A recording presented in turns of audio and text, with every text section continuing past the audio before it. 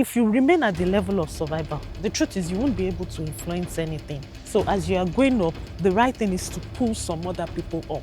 You must be prepared to invest in yourself. So you must show yourself as value. My daughter was stepped down 3 classes. My son was stepped down 2 classes. And when a boy wants to try to play with you and then you hear someone say black monkey, I had serious issues with bullying. My son especially had said almost 3 times, "Mommy, should we go back home?"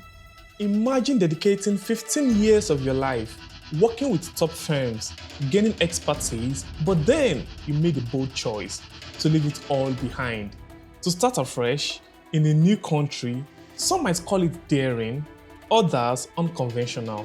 But for those who chase growth and embrace uncertainty, it's called evolution. This is the story of Mrs. Oluyomi Olusomidomo. I started my career with UAC PLC back home in Nigeria, managing about 24 restaurants in the West region.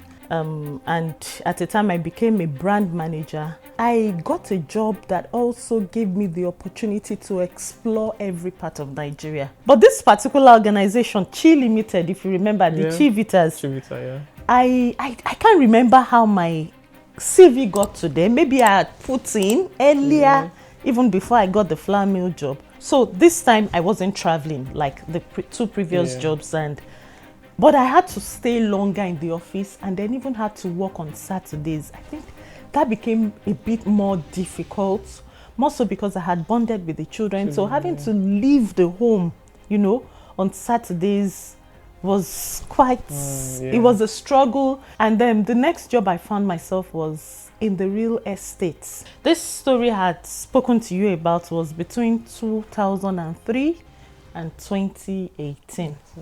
Now starting over is not about abandoning your past. It's about carrying those experiences forward, using them as a foundation for something even greater.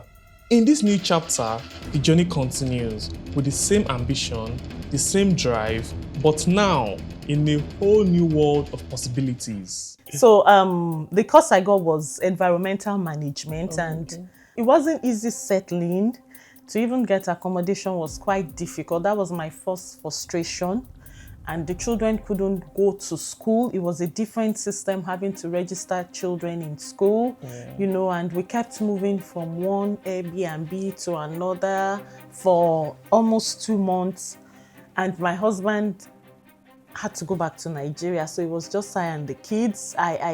We had several days we were just sitting in bus stops, just sitting out there in the cold because we didn't even know the next thing to do. It was quite challenging and confusing. And we now got them into schools and we were told they would step them down. Again, my daughter was stepped down 3 classes. My son was stepped down 2 classes. And I had to, while struggling to also settle myself, I had to manage their emotions. I had to manage the change. And my son especially had said almost 3 times, "Mommy, should we go back home? Mommy, should we go back to?" And every time he says that, I just start crying because I didn't know what to do. I didn't really understand how to even comfort him. So he was really struggling with interactions and how he was being treated. When a boy wants to try to play with you and then you hear someone say black monkey and all of that, it's not something palatable for a boy of 10-year-old, So he struggled and I was managing that while also managing my own meeting assignments, meeting deadlines and all of that. So, at the end of the day, I started with a volunteering job. I was just like, now that I don't have much of school to think about till September that year, let me just start something. So I just went into volunteering and I really enjoyed it. I volunteered with Shelter Scotland and I volunteered with Home Start Sterling. It was a bit challenging. It's not something I was used to or I've ever seen, and I was like, okay, Yomi, it's time to put your CV away, because every time I look at that CV, I look at where I'm coming from, I look at the roles I have handled, I look at what I did before moving into UK. it dampened my spirit, you know. But I told myself I wasn't going to be discouraged on the job. I'm going to enjoy this job while it lasts. It helped me integrate into the system. That's just what I will say. How to handle different types of people, because we had diverse people there.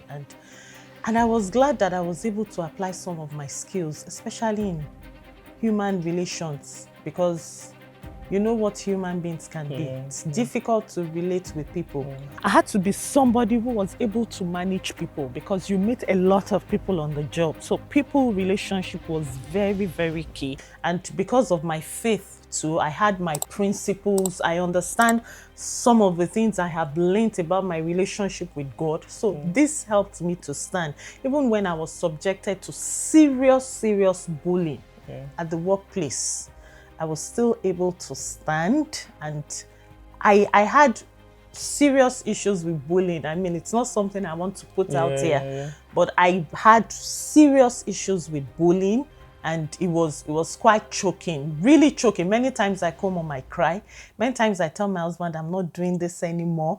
But then, challenges are part of the journey, right? They shape us, test our limits, and push us to evolve. Whether it's navigating unfamiliar terrain or adapting to new environments, each hurdle only strengthens us to keep going. Make sure you know what you want. I mean, the kind of career you want. And you must be prepared to invest in yourself in terms of training and all of that. So I said, okay, this looks like a good idea. So I just told my husband, give me 6 months. I remember that was what I told him. I know I've graduated. I know we have spent a lot of money in terms of school and all of that. But just give me 6 months. I want to do some certifications. He said, okay, is that what you want? I said, yes, I'll do it. Don't worry. Put money together, and I registered for NEBOSH. So NEBOSH is the certificate for health and safety, the foundation for health and safety. Because I looked at my environmental management and the last job role I handled before leaving Nigeria, and I tried to see what would suit for me, you know, without me having to take a long time to attract something. And that was how I started NEBOSH. I took the exam. 6 months after the result came out, I passed very well.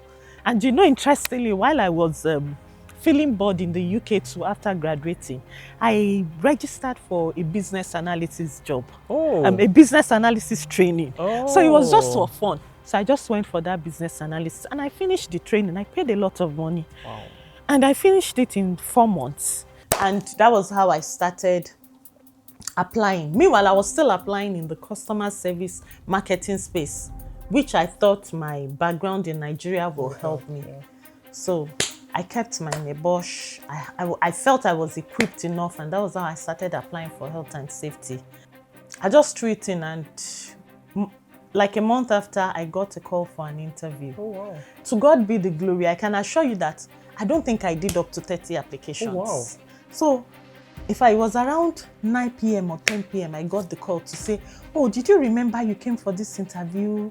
Health and safety, this one, that one. I said, yes. Well, I'm glad to tell you we want to work with you.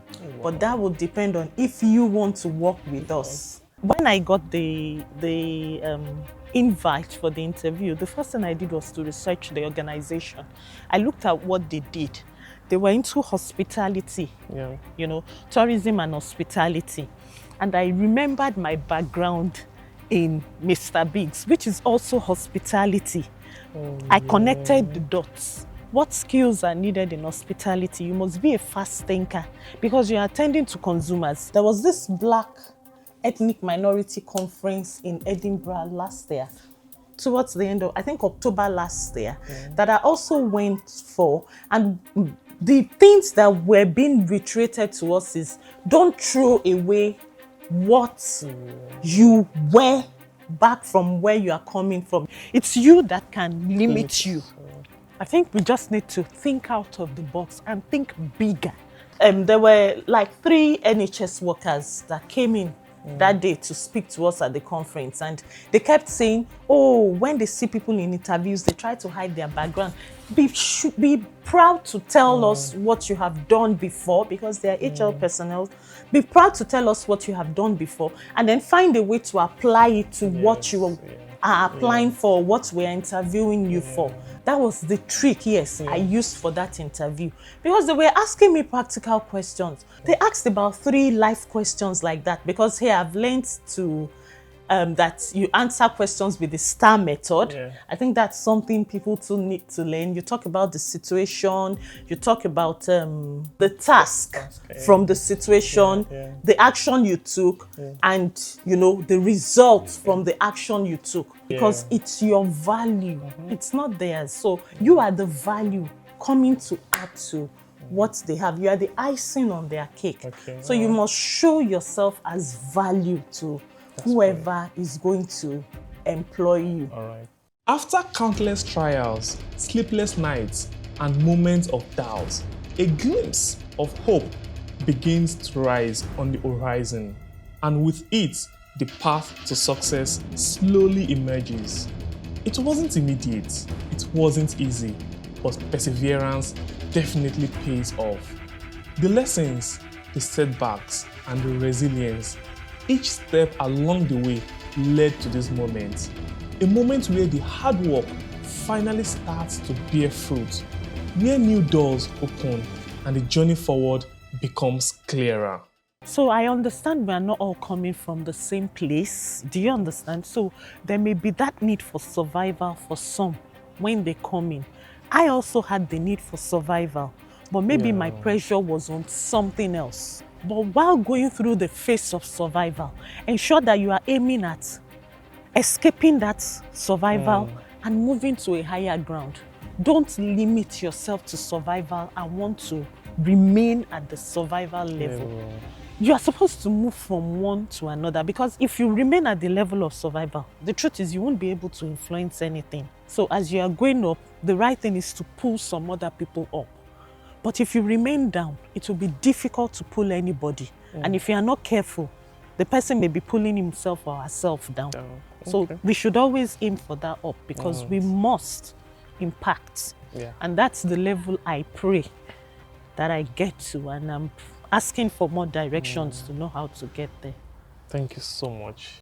Because success isn't just about reaching the destination, it's about the journey, the hope that carries us through, and the strength to keep moving forward.